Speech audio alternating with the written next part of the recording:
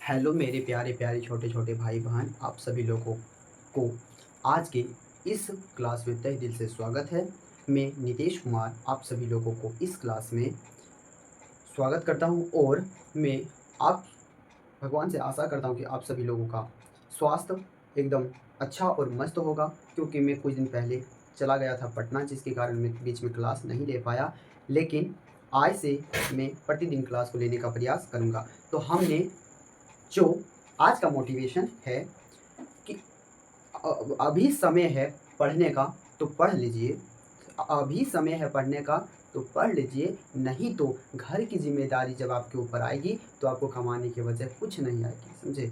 तो अभी जो समय है पढ़ने का, इससे आप लोग बहुत अच्छे से पढ़िए। और मैं तो आप सभी लोगों से यही रिक्वेस्ट करूँगा कि आप सभी लोग अच्छे तरह से अपने माता पिता एवं समस्त गुरुजनों को नाम रोशन कीजिए। तो आज के हम लोग पिछले क्लास में पढ़ चुके थे, जे प्रकरण के कुछ टॉपिक के बारे में पढ़े थे। जैसे एक क्लास में मैंने सजीव निर्जीव के बारे में पढ़ाया था, एक में मैंने पोषण से संबंधित सभी चीज़ों के बारे में बता चुके हैं। तो आज की क्लास को देर नहीं करते हुए आज की क्लास को स्टार्ट करते हैं। और आज का हमारा जो टॉपिक रहने वाला है, उस टॉपिक का नाम है पौधों में पोषण, यानी पौधों में कैसे पोषण होता है। तो पोषण का मतलब मैंने पिछले कक्षाओं में मैंने पहले समझा चुका हूँ कि वह विधि जिसके द्वारा जीव पोषक तत्वों को ग्रहण कर उसका उपयोग करता है, उसे पोषण कहते हैं। अब ये पोषक तत्व क्या होता है? तो पोषक तत्व में मैंने आप सभी लोगों को बताया था कि उसमें खनिज हो गया, विटामिन हो गया, प्रोटीन हो गया, कार्बोहाइड्रेट हो गया, फिर हो गया जल हो गया, ये सभी क्या हुए? पोषक तत्व हुए।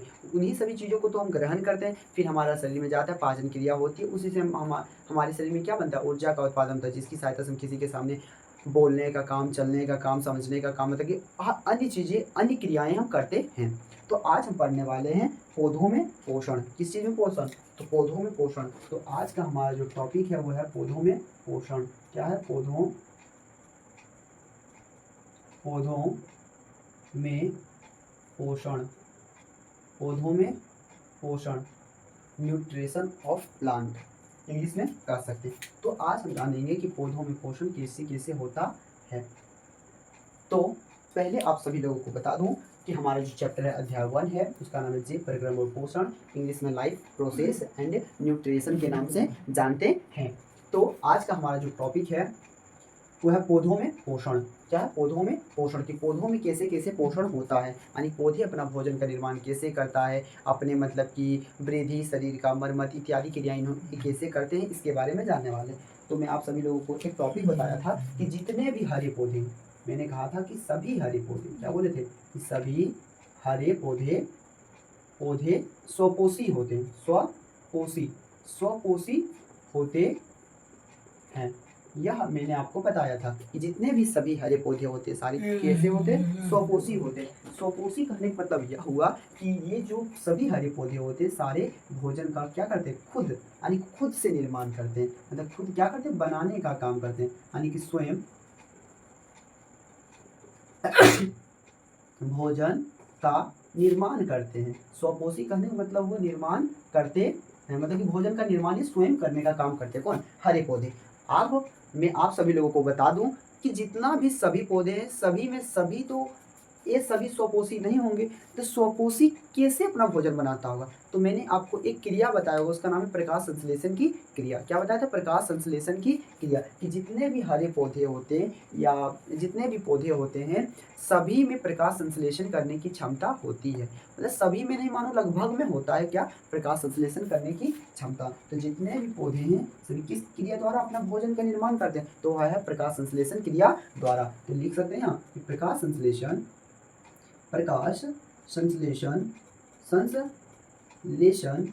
के द्वारा पौधे अपना भोजन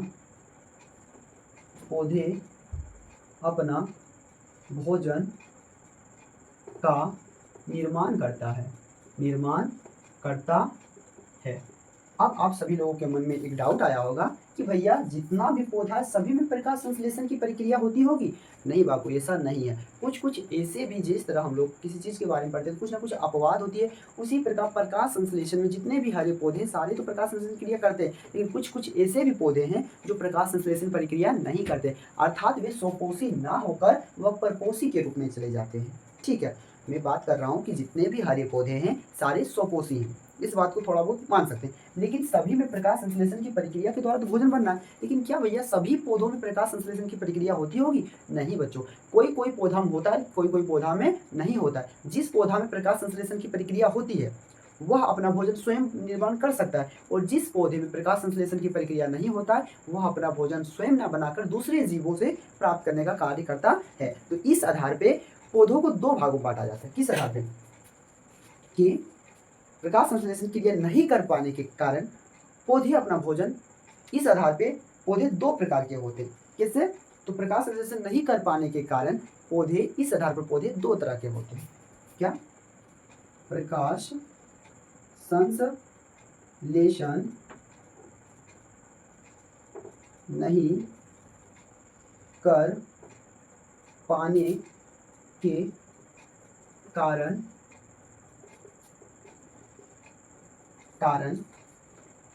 प्रकाश संश्लेषण नहीं कर पाने के आधार पर पौधों को दो भागों में, यानी दो भागों में बांटा जा सकता है। कितने? दो भागों में बांटा जा सकता है। कितना भागों में? दो भागों में बांटा जा सकता है। याद रखना कि जो पौधा प्रकाश संश्लेषण की क्रिया नहीं कर पाता है उसको दो भागों में बांटा जा सकता है। उस तरह के दो तरह के पौधे होते हैं। एक का नाम बता दूं कि एक का नाम है मृतजीवी। क्या? मृतजीवी पौधा, यानी कि मृतजीवी पोषण के द्वारा जो पौधा मतलब कि भोजन प्राप्त करता होगा, एक हुआ मृतजीवी, ठीक है। और दूसरा हुआ हमारे पास परजीवी। दूसरा क्या हुआ? परजीवी। इसके बारे में आप लोगों को थोड़ा बहुत याद होगा कि प्रपोषण के तीन प्रकार थे। एक था मृतजीवी पोषण, परजीवी पोषण, प्राणी संपोषण। तो वही यहाँ पर उसमें हम बात किए थे कि जितने भी जीव हैं, जब किसी मतलब कि पेड़ पौधे या जंतु के मृत अवशेषों से जो भोजन मतलब कि जो कार्बनिक पदार्थ को अवशोषित कर उसका अपने शरीर में उपयोग करता था, उसे मृतजीवी पोषण कहते थे। उसी के आधार पर, यानी कि प्रकाश संश्लेषण में कोई पौधा जो प्रकाश संश्लेषण नहीं कर पाता है उसके आधार पे पौधे को दो भागों में बांटा जाता है। एक होता है मृतजीवी पोषण, मृतजीवी, और एक होता है परजीवी। मृतजीवी का मतलब हुआ है कि जब भी ये पौधे जो हैं, ये सभी जितने भी पौधे हैं सभी मरे हुए, यानी कि मरा हुआ पौधा ले लो या तो जंतु ले लो, उसकी जो मरने के पश्चात जो उसका शरीर से जो अकार्बनिक यानी कार्बनिक जो पदार्थ है उसको ये अवशोषित करने का काम करता है। अवशोषित करने का मतलब हुआ उसी से मतलब कि अपना भोजन का मतलब कि प्राप्ति करने का कार्य करता है। कौन पौधा? मृतजीवी पौधा। और एक था परजीवी, जो क्या करता है कि मैं यहाँ पे हूँ, ठीक है, मैं यहाँ पे हूँ और मैंने क्या किया कि मैं अपना भोजन के लिए मैंने दूसरे पौधों से अपना मतलब भोजन प्राप्त कर लिया, यानी कि दूसरे पौधों पे मैंने आश्रित रहा, यानी कि मुझे भोजन चाहिए और मैंने क्या किया, मैंने दूसरे पौधे के साथ जाके अपना भोजन को प्राप्त किया। तो ऐसे पौधे को परजीवी कहा जाता है। मृतजीवी में एक पौधा आता है, उसका नाम है गोबर छत्ता। क्या है? गोबर छत्ता। क्या है? गोबर छत्ता। इसको इंग्लिश में क्या कहा जाता है? इसको इंग्लिश में मशरूम कहा जाता है। आप लोग नाम सुने होंगे, मशरूम, जिसको खोट्ठा भाषा में बोलते हैं छाती बोलते हैं, मशरूम। गोबर छत्ता जो होता है ये जो किस प्रकार के पौधे हैं? तो यह एक मृतजीवी पौधा है। कैसा है? मृतजीवी। अब तुमसे किसी ने पूछा क्या गोबर छत्ता स्वपोषी होगा या परपोषी होगा? तो क्या आपको जवाब देना पड़ेगा? परपोषी, क्योंकि मृत यानी कि मरे हुए चीजों से ये अपना मतलब कि भोजन मतलब कि अपना भोजन का निर्माण कर अच्छे अपना भोजन को प्राप्त कर रहा है। तो गोबर छत्ता एक क्या है? एक पौधा ही है, और जो कि अपना जो है ये किस प्रकार का है? तो मृतजीवी पोषण यानी मृतजीवी के रूप में आने का काम करता है। कौन? गोबर छत्ता। और एक और है इसमें परजीवी में, अम्रबेल। क्या है? अमरबेल नाम का एक पौधा है, यह परजीवी यानी कि दूसरे वृक्ष यानी दूसरे पौधा से क्या करता है? भोजन प्राप्त करने का काम करता है। कौन? अम्रबेल नाम का जो पौधा है सो। अब हमने आपको यह बताया कि पौधों में पोषण कैसे कैसे होता है। तो मैंने कहा कि सभी पौधे जो है स्वपोषी होते हैं। स्वपोषी होने का मतलब होता है वो अपना भोजन स्वयं तैयार करते हैं, और स्वयं जब तैयार करते होंगे तो कुछ ना कुछ तो प्रक्रिया होती ही होगी। तो इस प्रक्रिया में प्रकाश संश्लेषण के द्वारा ही पौधे, आपसे पूछ दिया कि स्वपोषी पोषण मतलब सभी हरे पौधे स्वपोषित पोषण करते हैं किस क्रिया द्वारा, तो प्रकाश संश्लेषण प्रक्रिया द्वारा, तो उसी के द्वारा करता है। और कुछ कुछ ऐसे भी पौधे हैं, कुछ कुछ प्रकाश संश्लेषण नहीं कर पाने के आधार पर पौधे को दो भागों में बांटा जाता है। जो पौधा प्रकाश संश्लेषण की क्रिया नहीं कर पाती है उसको दो भागों में बांटा जाता है, एक है मृतजीवी, एक है परजीवी। मृतजीवी में एक बहुत फेमस है, उसका नाम है गोबर छत्ता, और परजीवी में एक है नाम, उसका नाम है क्या, अम्रवेल। इसको बोला जाता है कस केटा। अब इंग्लिश मेरा कमजोर है इसलिए केटा मतलब कि अम्रवेल है। तो मैंने आपको इतना भी बताया। अगला हम जानेंगे कि प्रकाश संश्लेषण की क्रिया होती है कैसे, प्रकाश संश्लेषण का क्रिया होने के लिए हमें किन किन चीज़ों की आवश्यकताएं होती है, प्रकाश संश्लेषण की प्रक्रिया कैसे, कहाँ पे कैसे कैसे होता है, इन सभी चीज़ों के बारे में।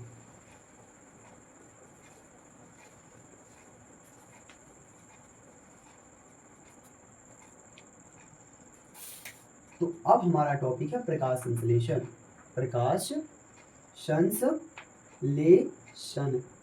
अब बताओ कि प्रकाश संश्लेषण होता है क्या। तो इस टॉपिक में पहले आज हम बात करने वाले हैं क्या, प्रकाश संश्लेषण। तो पहले हमको इस चीज के बारे में समझना पड़ेगा कि पहले प्रकाश संश्लेषण होता है क्या। तो प्रकाश संश्लेषण एक प्रक्रिया या तो क्रिया है जिसके द्वारा क्या करता है, पौधे अपना भोजन का निर्माण करता है। ये तो पहले सब लोग जानते आ रहे हैं क्या, कि हमने कहा कि प्रकाश संश्लेषण एक ऐसी प्रक्रिया है जो कह सकते हैं सभी हरे पौधे, सभी हरे पौधे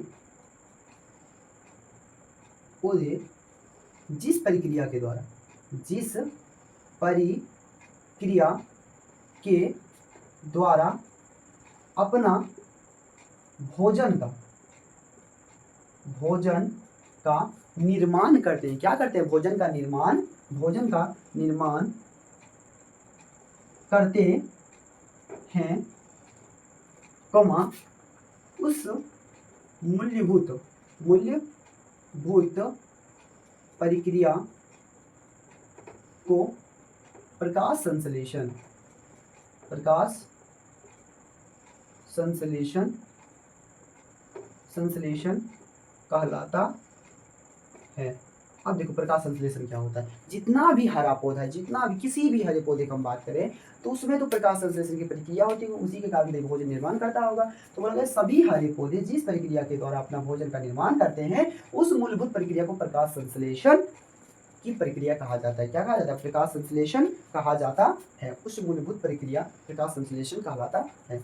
उस मूलभूत प्रक्रिया को प्रकाश संश्लेषण कहा जाता है। उस मूलभूत प्रक्रिया को प्रकाश संश्लेषण कहा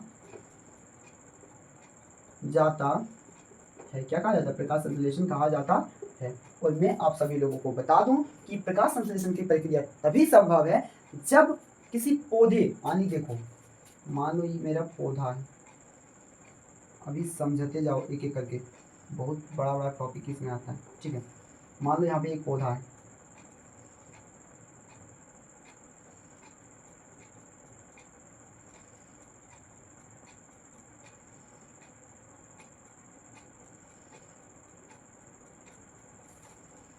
अब देखो यहाँ चित्र के माध्यम से समझा रहे हैं आपको।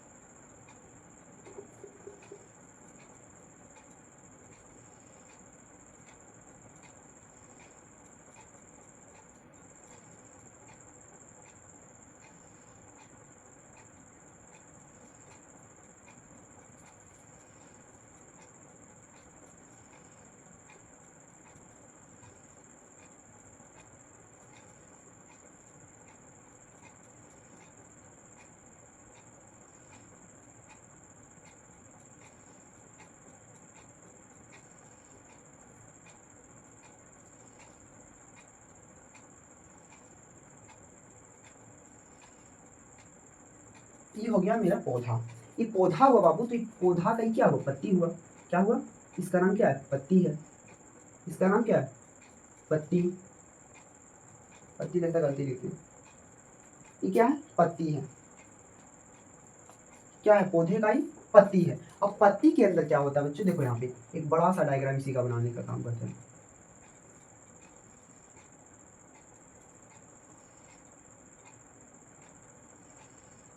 देखो ये पत्ती है, इस पत्ती में क्या होता है, क्लोरोप्लास्ट। एक क्लोरोप्लास्ट नाम का एक मतलब कि मतलब क्लोरोप्लास्ट नाम का एक क्या पाया जाता है जानते हो? क्लोरोप्लास्ट नाम का एक मतलब कि रंजक के रूप में यानी कि क्लोरोप्लास्ट पाया जाता है। इस पत्ती में क्या पाया जाता है? क्लोरोप्लास्ट, छोटा छोटा छोटा छोटा बिंदी के टाइप का क्लोरोप्लास्ट पाया जाता है। क्या पाया जाता है इस पत्ती के अंदर में? क्लोरोप्लास्ट। क्या क्लोरोप्लास्ट बोलो, या तो इसी का नाम है हरित लवक।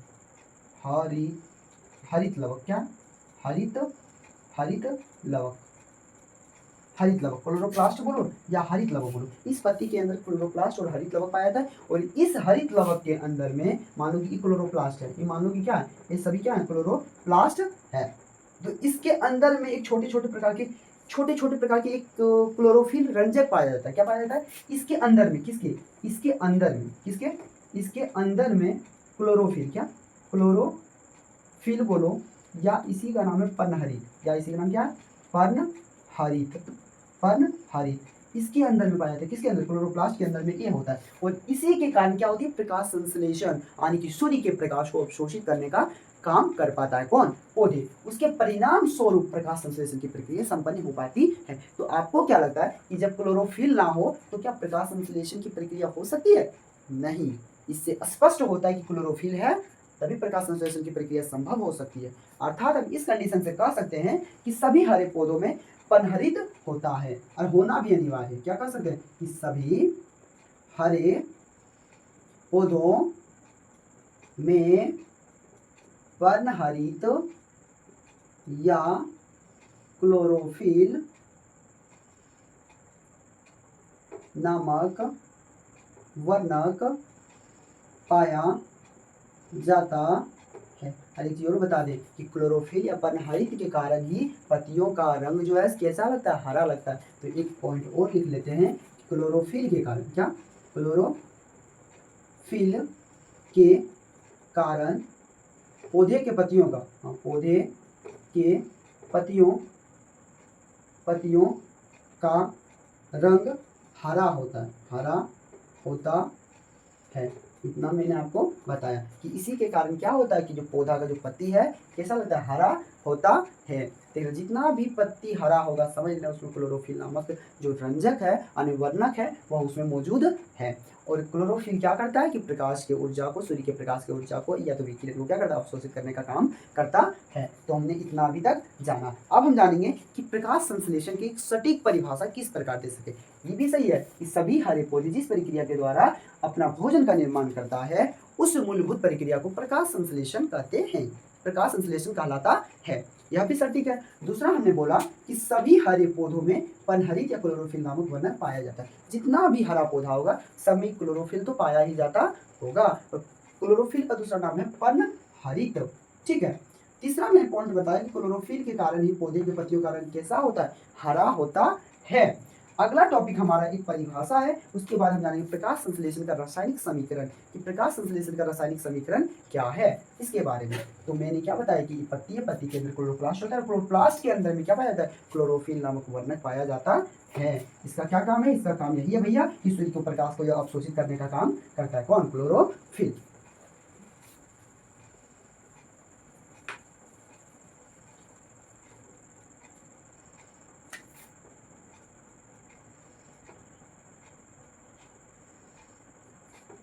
प्रक्रिया का परिभाषा मैंने क्या बोला कि प्रकाश संश्लेषण की प्रक्रिया का एक परिभाषा। तो इस परिभाषा को सही ढंग से याद कीजिए कि सभी हरे पौधे, मेरा परिभाषा अपना, सभी हरे पौधे या तो पौधे अपने सभी हरे पौधों सभी हरे पौधों के पत्तियों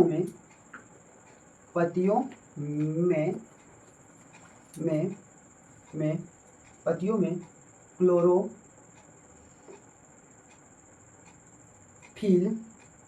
की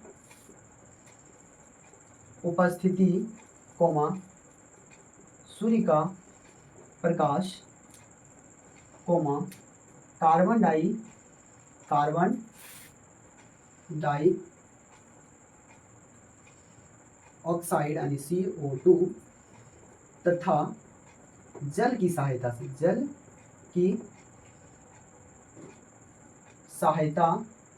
से सभी हरे पौधों के पत्तियों में क्लोरोफिल की उपस्थिति, सूर्य का प्रकाश, कार्बन डाइऑक्साइड तथा जल की सहायता से पौधों द्वारा अपना भोजन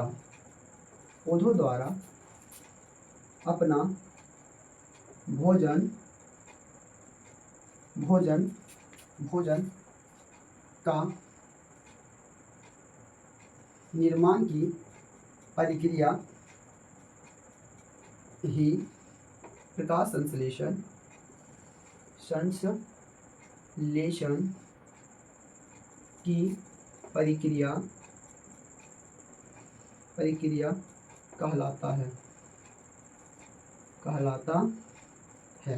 क्या कहलाता है? सभी हरे पौधों के पत्तियों में क्लोरोफिल की उपस्थिति, सूर्य का प्रकाश, कार्बन डाइऑक्साइड तथा जल की सहायता से पौधों द्वारा अपना भोजन का निर्माण की प्रक्रिया ही प्रकाश संश्लेषण की प्रक्रिया कहलाता है। तो प्रकाश संश्लेषण की प्रक्रिया में सिर्फ क्या पड़ता है? प्रकाश संश्लेषण की प्रक्रिया। तो आपको बता दूं कि प्रकाश संश्लेषण की प्रक्रिया में किस चीज़ का निर्माण होता है? ग्लूकोज। किसका होता है? ग्लूकोज। तो प्रकाश संश्लेषण की प्रक्रिया में प्रकाश संश्लेषण की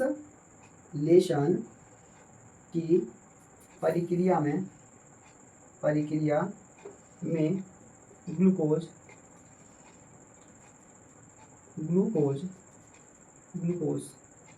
ग्लूकोज का निर्माण होता है।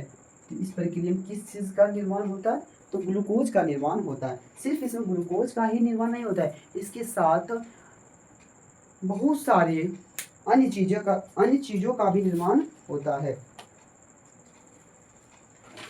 बहुत सारी चीज़ों का भी निर्माण होता है।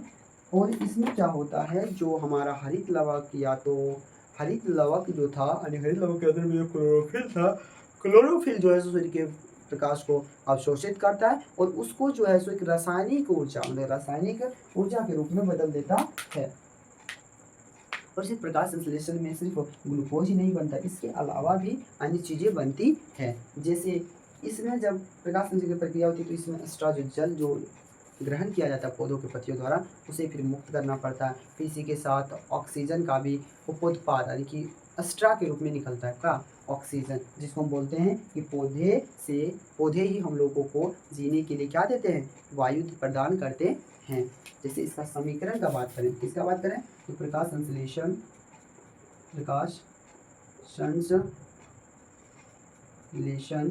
की प्रक्रिया का रासायनिक समीकरण। क्या? रासायनिक समीकरण। तो समीकरण क्या होगा बच्चों? देखो यहाँ पे 6 पीस कार्बन को पकड़ो, 6CO2 + 12H2O, 6 अणु लिए कार्बन डाइऑक्साइड का, 12 अणु लिए जल का। मैंने क्या किया? सूर्य की प्रकाश की उपस्थिति, सूर्य की प्रकाश क्या अनुपस्थिति ना उपस्थिति, और क्लोरोफिल की सहायता से इसको जब मैंने मिलाया तो यहाँ पे मुझे प्राप्त होता है C6H12O6 + 6O2 + 6H2O। तो ई हमें प्राप्त होता है। और यहाँ पे जो ये हमें दिखाई पड़ रहा है इसका नाम है ग्लूकोज। क्या है? ग्लूकोज। क्या नाम है? ग्लूकोज। सॉरी बच्चों, यहाँ पे ग्लूकोज ना होकर ग्लूकोज होता है। यह ग्लूकोज, ये है ऑक्सीजन, 6 अणु निकला, ये है जल। तो देखो उपोत्पाद, पहले मैंने 6 ठो कार्बन लिया, कार्बन डाइऑक्साइड, 12 ठो मैंने जल के अणु लिए सूर्य की प्रकाश की उपस्थिति और क्लोरोफिल की सहायता से। क्या किया? तो यहाँ पे एक ग्लूकोज का निर्माण हुआ। ये ग्लूकोज का फॉर्मूला है क्या? C6H12O6 और प्लस जो हमारे पास ये जो निकला ऑक्सीजन 6 अणु और 6 अणु जो जल निकला, यही हमारा उपोत्पाद के रूप में निकलता है। जब उपोत्पाद के रूप में पूछा जाए तो क्या निकलता है? ऑक्सीजन निकलता है। यह मोस्ट VVI इंपॉर्टेंट है कि उपोत्पाद के रूप में क्या निकलता है। आपसे किसी ने पूछा कि प्रकाश संश्लेषण की प्रक्रिया के दौरान उपोत्पाद के रूप में क्या निकलता है, तो आपको याद रखना पड़ेगा कि उपोत्पाद के रूप में क्या निकलता है। प्रकाश संश्लेषण की प्रक्रिया में ऑक्सीजन का निर्माण होता है। क्या होता है? और इस ऑक्सीजन को कहाँ पे फिर छोड़ दिया जाता है? वायुमंडल में छोड़ दिया जाता है। अब हमने प्रकाश संश्लेषण से संबंधित सभी चीज़ों के बारे में जान चुके हैं। अगला हमारा रहेगा कि प्रकाश संश्लेषण का स्थान कहाँ है, प्रकाश संश्लेषण किस जगह पे होता है, इस चीज़ को जानना थोड़ा बहुत बाकी है, लेकिन मैं पूरी तरह समझा चुका हूँ लगभग चीज़ों को। वही चीज़ फिर मुझे बताना पड़ेगा थोड़ा सा, लेकिन बताना अनिवार्य है। देखते हैं आगे। तो ये फॉर्मूला जरूर याद रखना कि प्रकाश संश्लेषण की प्रक्रिया का रासायनिक सूत्र क्या है। तो रासायनिक समीकरण बोलो, हाँ, तो C6CO2 + 12H2O सूर्य के प्रकाश रूप क्लोरोफिल की सहायता से C6H12O6 जो ग्लूकोज है और 6O2 + 6H2O का निर्माण होता है। और तुमसे पूछा जाए कि प्रकाश संश्लेषण की प्रक्रिया में उत्पाद के रूप में किस चीज का निर्माण होता है, तो ऑक्सीजन का। किसका होता है? ऑक्सीजन का होता है। ये हमारा मिट गया भाई, मिट गया। अब जानेंगे प्रकाश संश्लेषण का स्थान। प्रकाश संश्लेषण किस स्थान से होता है? प्रकाश संश्लेषण का स्थान। तो मैं पहले आप सभी लोगों को बता दूं कि प्रकाश संश्लेषण की प्रक्रिया आदि से अंत तक मतलब पूरी तरह से होता है। मतलब कि कह सकते हैं प्रकाश संश्लेषण की जो ये प्रक्रिया होता है शुरू से लेके, शुरुआत जब से लेके अंत तक, जब तक पूरा नहीं हो जाता है तब तो यह प्रक्रिया कहाँ पे होता है? क्लोरोप्लास्ट में होता है। कहाँ पे होता है? क्लोरोप्लास्ट में होता है। क्या होता है? क्लोरोप्लास्ट में। तो आपसे पूछा जाए कि प्रकाश संश्लेषण की प्रक्रिया शुरू से अंत तक कहाँ पे होता है, तो क्लोरोप्लास्ट में होता है। क्या है? पहला है कि प्रकाश संश्लेषण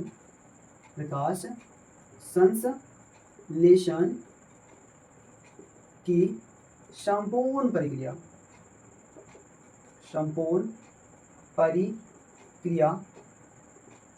पत्तियों के क्लोरोप्लास्ट में होता है।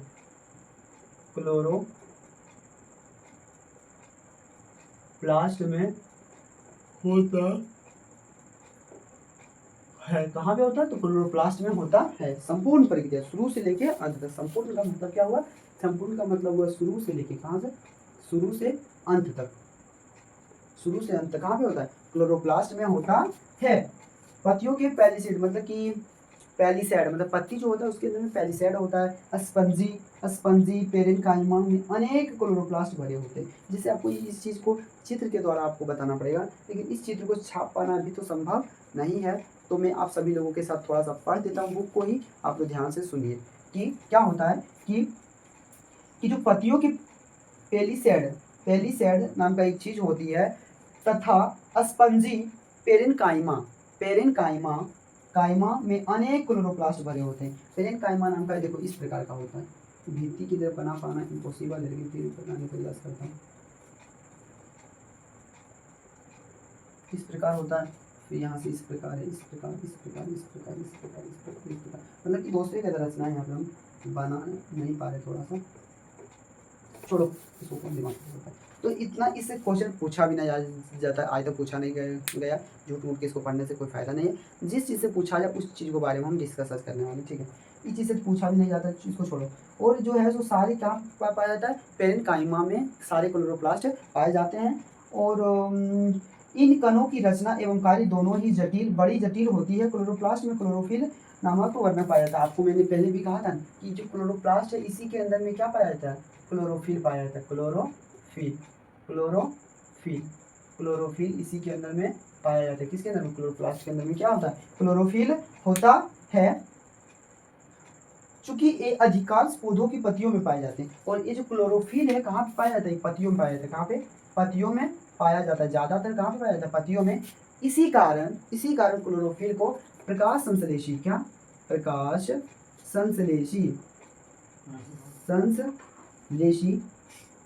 अंग कहा जाता है। प्रकाश संश्लेषी अंग के नाम से किन्हें कहा जाता है? क्लोरोफिल को प्रकाश संश्लेषी अंग कहा जाता है। क्या कहा जाता है? प्रकाश संश्लेषी अंग कहा जाता है। किसको? क्लोरोफिल को। एवं ये जो क्लोरोप्लास्ट था इसको बोला जाता है प्रकाश संश्लेषी, इसको भी वही प्रकाश संश्लेषी अंगक कहा जाता है। यह अंग, यह अंगक अंग कहा जाता है। इसको प्रकाश संश्लेषी अंग, क्लोरोप्लास्ट को प्रकाश संश्लेषी अंग कहा जाता है और क्लोरोफिल को प्रकाश संश्लेषी अंग कहा जाता है। इस बात को आपको ध्यान में रखना है, ठीक है। पत्तियों के बाहरी त्वचा, जो पत्ती होता है, जैसे यहाँ पे एक पत्ती है, मान लो ये पत्ती है, मान लो क्या, ये मान लो पत्ती है, क्या, मान लो मेरे पास एक पत्ती है और इस पत्ती का जो त्वचा है, त्वचा का मतलब होता है सतह, इसका जो त्वचा है यानी कि इसकी जो सतह है, क्या है, इसकी जो हमारे पास सतह है, क्या है, हमारे पास जो इस पत्ती की जो सतह है, इसका जो त्वचा है, जैसे हम मेरा त्वचा पूछेगा कि क्या है, ये मेरा त्वचा है या नहीं, हाँ, तो उसी प्रकार पत्ती का जो ऊपरा वाला भाग है त्वचा कहलाता है और उसमें क्या होता है, त्वचा, त्वचा पर एक छोटा छोटा रंध्र टाइप का पाया जाता है, रंध्र यानी कि छोटे छोटे छोटे छोटे बिंदी टाइप का होता है, उसका नाम है रंध्र या दूसरा नाम है स्टोमाटा मौजूद होता है। ये विशिष्ट कोशिकाओं के बने होते हैं, विशिष्ट मतलब ये अलग अलग चीजों, अलग अलग कोशिकाओं के बने होते हैं।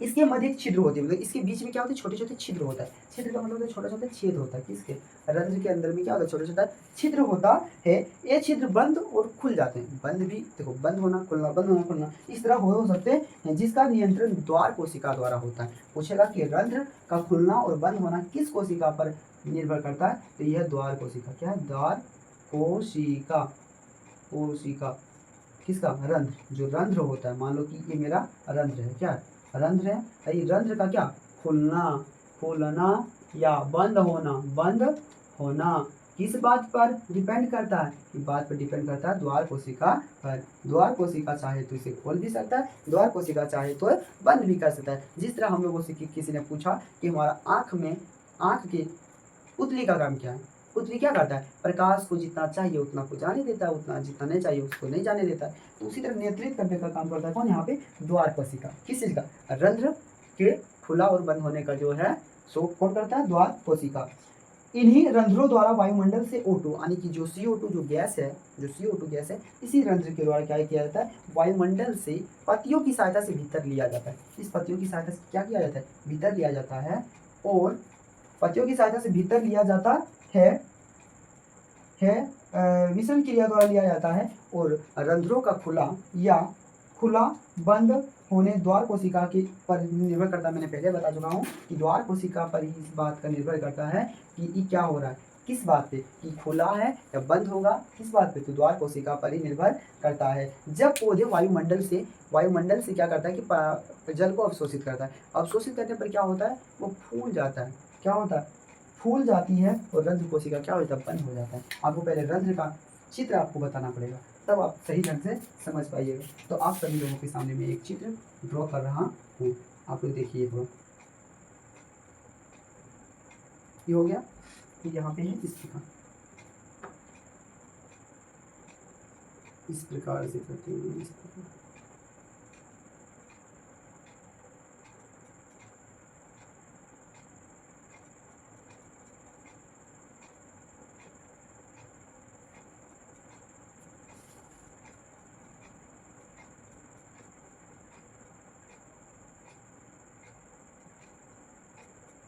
ये हो गया। और इसके चारों ओर इस प्रकार की,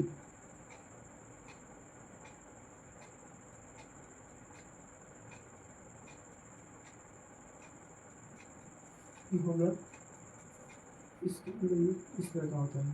तो ये जो मैंने बनाया ये है मेरा क्या, क्या है मेरा स्टोमाटा, क्या है, स्टोमाटा बोलो या रंध्र बोलो, ये क्या है, खुला वाला, कैसा है, खुला रंध्र, खुला हुआ स्टोमाटा, खुला रंध्र, खुला हुआ, खुला हुआ रंध्र, खुला हुआ रंध्र, एक होता है बंद रंध्र। इसी तरह हुआ होता है। तो जब ये जल को अवशोषित करता है, फूलता है, फूलने से क्या होता है, फूलने से क्या होता है, ये जो है सो खुल जाता है। अब इसकी विपरीत बात करें, जब यह जल को बाहर ढकेलता है तो ये क्या होता है, सिकुड़ जाता है, इससे क्या होगा, रंध्र बंद हो जाता है। तो हमने अभी तक क्या क्या पढ़ा, हमने पढ़ा पहले कि पौधों में पोषण कैसे होता है, पौधे किस किस प्रक्रिया के द्वारा प्रकाश संश्लेषण कर पाते हैं। कुछ कुछ ऐसे पौधे जो प्रकाश संश्लेषण की क्रिया नहीं कर पाते हैं और कुछ कुछ ऐसे हैं जो कर पाते हैं, ठीक है। उसके बाद हमने पढ़ा प्रकाश संश्लेषण प्रक्रिया क्या होती है, उसका समीकरण क्या है, फिर पढ़ रहे प्रकाश संश्लेषण का स्थान क्या है। अब हम पढ़ने वाले हैं कि प्रकाश संश्लेषण के लिए कौन कौन सी चीज़ों पर आवश्यकता होती है, कि हमें प्रकाश संश्लेषण की प्रक्रिया करवानी है पौधों में, तो उसके लिए हमें किन किन चीज़ों की जरूरत पड़ेगी, इसके बारे में जानने वाले। क्या, प्रकाश संश्लेषण के लिए आवश्यक पदार्थ। टॉपिक नंबर, तो प्रकाश संश्लेषण के लिए, किसके लिए? प्रकाश संश्लेषण के लिए आवश्यक पदार्थ। क्या? आवश्यक पदार्थ प्रकाश संश्लेषण के लिए। किसके लिए? प्रकाश संश्लेषण के लिए आवश्यक पदार्थ। हमें किन किन चीज़ों की जरूरत पड़ेगी प्रकाश संश्लेषण क्रिया करवाने के लिए? तो हमें टोटल 4 चीज़ों की आवश्यकता होती है। कोई भी पौधा के लिए 4 चीज़। कितना चीज़? 4 चीज़ों की आवश्यकता होती है। पहला तो पर्णहरित होना चाहिए। कोई भी पौधा पर्णहरित या क्लोरोफिल है तो उसमें प्रकाश संश्लेषण होने का फिलहाल संभावना है। दूसरा हो गया कार्बन डाइऑक्साइड, इसको बोलते हैं CO2। तीसरा होता है जल, जो कि H2O। चौथा होता है सूर्य का प्रकाश।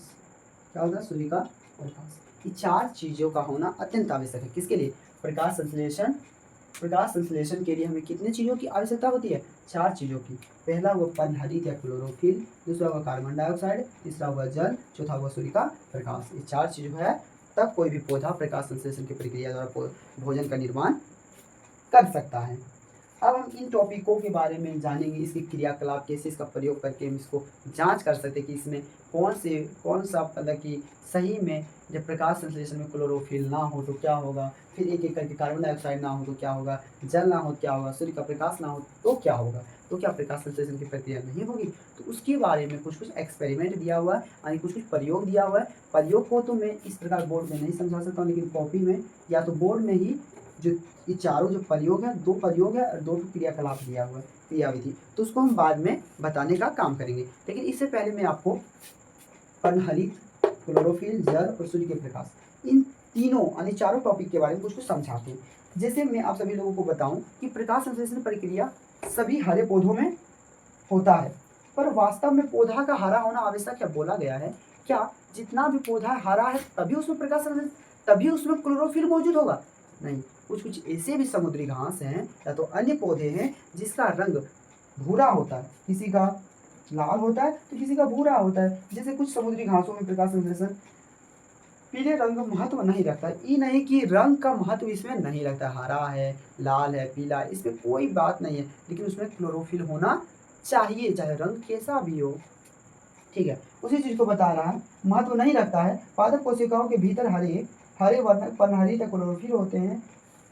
प्रकाश संश्लेषण प्रक्रिया केवल क्लोरोफिल की मौजूदगी में ही संभव है। बोला गया है कि प्रकाश संश्लेषण की जो प्रक्रिया होगा ना, वो बिना क्लोरोफिल का हो ही नहीं सकता है। अब क्यों नहीं हो सकता है इसके बारे में जानते हैं। क्योंकि क्लोरोफिल ही वह वास्तविक अणु है, बोला गया वह वास्तविक मतलब रियल का अणु है जिसके द्वारा प्रकाश संश्लेषण की प्रक्रिया संपन्न होती है। अतः क्लोरोफिल अणुओं को प्रकाश संश्लेषी इकाई भी कहा जाता है। तो क्या क्लोरोफिल को क्या कहा जाता है? प्रकाश संश्लेषी इकाई कहा जाता है। क्या? प्रकाश संश्लेषी इकाई, प्रकाश संश्लेषी इकाई किन्हें कहा जाता है? क्लोरोफिल को। अब हम बात करने वाले हैं कार्बन डाइऑक्साइड के बारे में। तो कार्बन डाइऑक्साइड के बारे में आपको बता दूं कि प्रकाश संश्लेषण के लिए कार्बन डाइऑक्साइड का भी महत्व उतना ही है जितना क्लोरोफिल का है। ठीक है, तो बता दूं कि ऑक्सीजन, हमारे वायुमंडल में बहुत सारे गैसें हैं, आपको यह भी पता होगा। और हमें जो पौधा का भोजन जब निर्माण करेगा तो हमें खास कर कौन सा चाहिए? कार्बन डाइऑक्साइड चाहिए, CO2 चाहिए। लेकिन हमारे वायुमंडल में तो बहुत सारे गैसें हैं, है या नहीं? मानो कि हमारा ये वायुमंडल है, हमारा ये क्या है? वायुमंडल बोलो या इसी को बोल सकते हैं पर्यावरण बोलो। क्या बोलते हैं? पर्यावरण भी इसी को बोल सकते हैं। तो इसमें बहुत सारे गैस हैं, एक गैस थोड़ी है बाबू, बहुत सारा गैस है। तो इसमें क्या होता है, हमें चाहिए क्या? हमें चाहिए भैया CO2। तो इसमें क्या होता है, मान लो एक पौधा यहाँ पे है, ठीक है, मान लो पेड़ यहाँ पे है, इसको चाहिए प्रकाश संश्लेषण के द्वारा भोजन इसको बनाना है। अब ये खोज रहा है कैसे मैं प्राप्त करूँ CO2 को। तो CO2 जब प्राप्त करना जाएगा वायुमंडल में तो कहा जाता है कि टोटल हमारे वायुमंडल में लगभग 78% नाइट्रोजन है। नाइट्रोजन क्या है? नाइट्रोजन गैस है।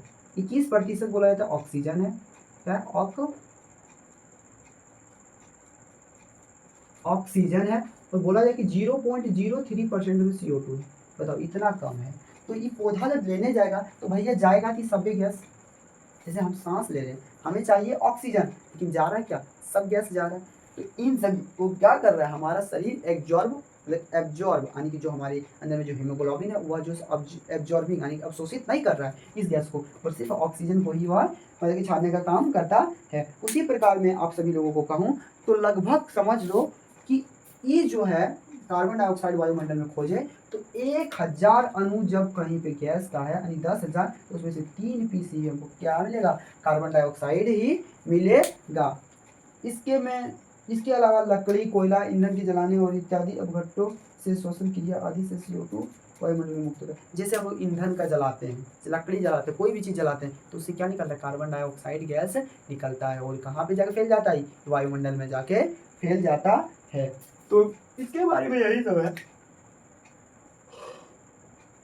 पूछ दिया जाए कि हमारे वायुमंडल में कार्बन डाइऑक्साइड की मात्रा कितनी है, तो 0.03%। ठीक है।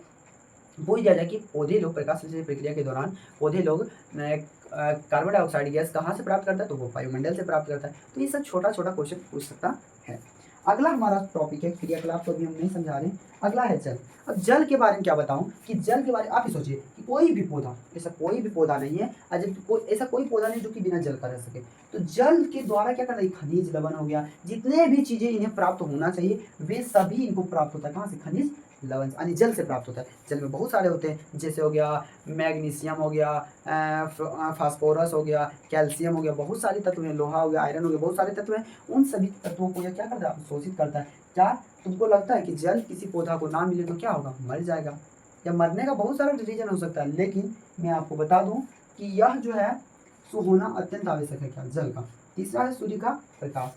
सूर्य का प्रकाश का होना भी अत्यंत आवश्यक है, क्योंकि क्लोरोफिल क्या क्या करता है कि सूर्य के प्रकाश को अवशोषित करता है, उसको रासायनिक ऊर्जा में बदलता है। अब देखो अब क्या करता है कि सूर्य का प्रकाश जो है, जो यहाँ पे जल था H2O जो था, इसको तोड़ देता है, H2 और O2 में तोड़ देता है, H2+O2 में तोड़ देता है। अब तोड़ता है तो भैया ये हाइड्रोजन हो गया, ये ऑक्सीजन हो गया। ये हाइड्रोजन जो है सो अपचयन करता है। अपचयन का मतलब होता है ये जो है सो कार्बन डाइऑक्साइड के साथ जुड़ के जाता है, इसके साथ कार्बन डाइऑक्साइड के साथ जुड़कर ग्लूकोज का निर्माण कर लेता है। कौन, ई हाइड्रोजन जाके। ठीक है।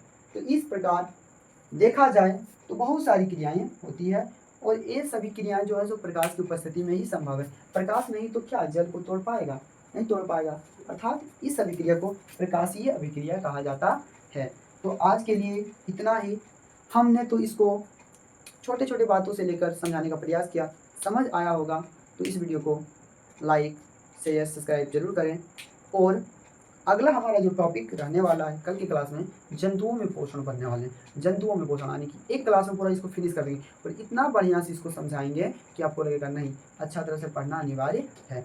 तो अगला क्लास में हम क्या पढ़ेंगे, जंतुओं में पोषण। जैसे मनुष्य में पोषण कैसे होता है, कैसे कैसे भोजन पाता है, कहाँ कहाँ जाता है हमारा, इसका नाम है मुख। मुख से कहाँ जाता है, ग्रसनी से ग्रास नली, अमाशय, छोटी आंत, बड़ी आंत, फिर मल द्वार, मतलब मलाशय, तो इत्यादि क्रियाओं के द्वारा क्या होता है, भोजन का पाचन होता है। तो उन सभी चीज़ों के बारे में हम अगले क्लास में डिस्कस करने वाले हैं। तो आज का क्लास आपको जब बढ़िया लगा होगा तो इसे दोस्तों के पास शेयर करें। आज के लिए इतना ही।